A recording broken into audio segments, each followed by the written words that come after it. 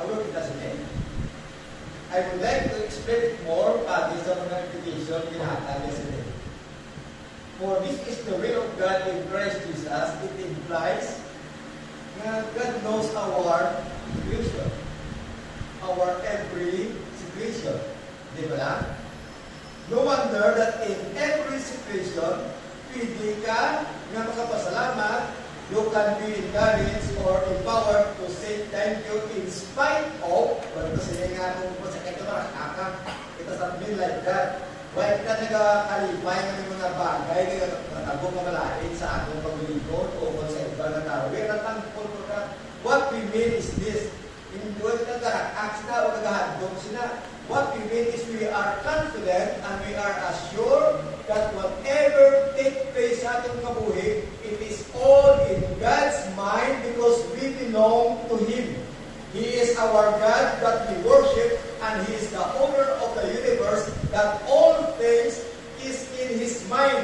So whatever you are thinking, whatever you are struggling, He knows your very situation. Kag wala sa mga kaparagyo and it will become such a great encouragement sa ako knowing na kung ano man ang ginagdala mo sa kabuhi mo, whatever situations you have, oh, what a wonder to know and what an encouragement for us that God knows it. Wala sa putang na naway kay Baluang, no. It is His will, He knows it.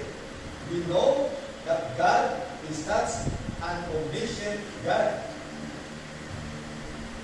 One of His attributes that reminds us and of course gives us confidence that whatever we are struggling, how deep is that, God knows it. Another thing, God is in control of every situation. If it is His will, He is in control. When we say He is in control, no one can stop it for whatever purpose He has on that. At the same time, no one can go against it. Therefore, kung ikaw anak sa Diyos, kag hindi figuratively ang nakatabo sa kabuhi, you can continue to serve and worship Him, knowing that no matter what, this life of mine today, how cruel, how deep the struggle is, how tragic is this today, still I know that God is in control. And I can place myself in trust in Him. This thing na ako na undergo sa mong, because He's the God that is in control. Our God that we worship, in which we have a relationship in Him through Christ, He is the God that said, let there be light, and there was light. It means to say, we are still in the hands of such a powerful God. Pwede nga nakatabo sa kabuhi, hindi siya amo na expected mo sa mga mind, maybe you have your own goal or mga dreams sa kabuhi, pero hindi ang nakatabo, rather than the opposite. Yet, we can continue to worship or place our trust in Him because He's the God that is in control. No one will happen in your life without His knowledge, at the same time without His control. He's the God that owns the universe. No wonder, in such situation, as a Christian, you can continue to worship and serve Him in your life, knowing that God is the one who is in control, holding the situation. And of course, I can illustrate to you the matter and the tree. He will be broken as in this moment, but God is in control and He has in His mind what kind of shape or what are you or vessel are you to be. That's why He is to do this, and at the same time that is His purpose. But still God is at work.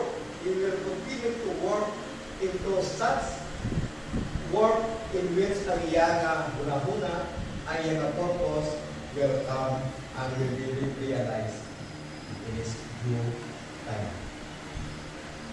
na ang tayo sa aton Ginoo.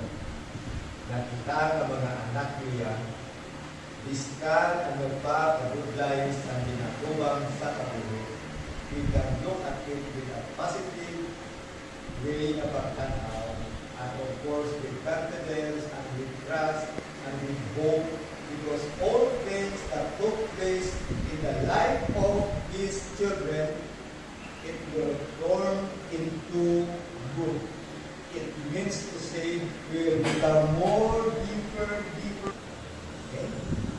So it means to say, giving thanks in all circumstances, it's a divine directive sa ating mga believers.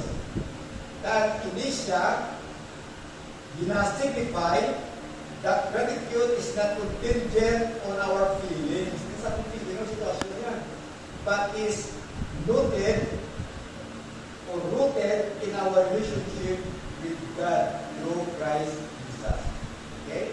Nga ang pinasalamatan kita, hindi ka mo kimayon na po sa aton. Kundi nga nagpapinasalamatan kita, ang pinaka-rason nila, because we are God's people. Connected kita sa Ginoo. We have such a relationship to Him through His Son, Jesus. No wonder, nga hindi ka nakabo sa kabuhi, as in, hindi siya amuna ang daw makapagubakit sa imo sa imong pagkamapinasalamaton, because as you look at Christ, or as you look at God, the God of the universe, who give you a new life, you will always be a person that will say thank you in spite of.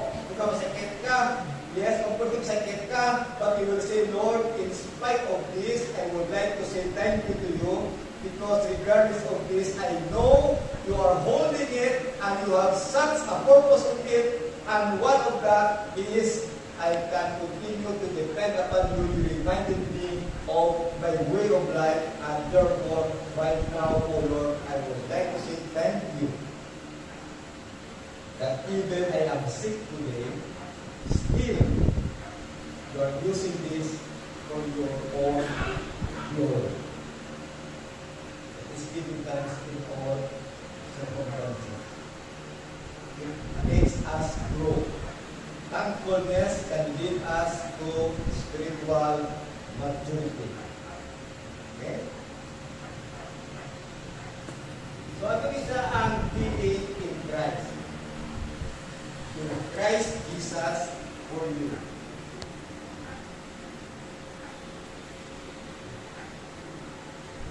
Give thanks in all circumstances. When we say that give thanks, it is in our own capacity, yung kapasalamat kita, bisika mabuhat na sitwasyon. It is because God, through Christ, our union with Him, empowers us, gives us the strength to say thank you, to move on, to continue to worship and serve Him, regardless of hindi ko namin sindihan, because this union is the one that gives us the strength. Because as you look at Christ in your heart, hindi mo maintindihan kung paano kanya pinalangga kasyado ikaw katugtog. No wonder, ang katabo sa kabuhi, ikaw na siya, kung naintindihan, hindi kumatuloy ang mga pagtanaw. Because ang mga ibabaw, ang imong relasyon kay Kristo Jesus. Yes, to say also that we are united with Christ, or yes, we are united with Christ, that we are united as a as well. For us to be as His people. And one practice of God's people is to be thankful in all circumstances. It also shows that we are people with new life. Kung sa una, ang imo kabuhay, it's more on murmuring, it's more on looking at negative things sa imo kabuhay, nga nagpahulong ka sa mga negatibo, kag sa problema sa kabuhay. You are not supposed to be like that now because of such new life. The praise in Christ Jesus, it speaks and it reminds us that we have new life in Christ. So as Apostle said, or Apostle Paul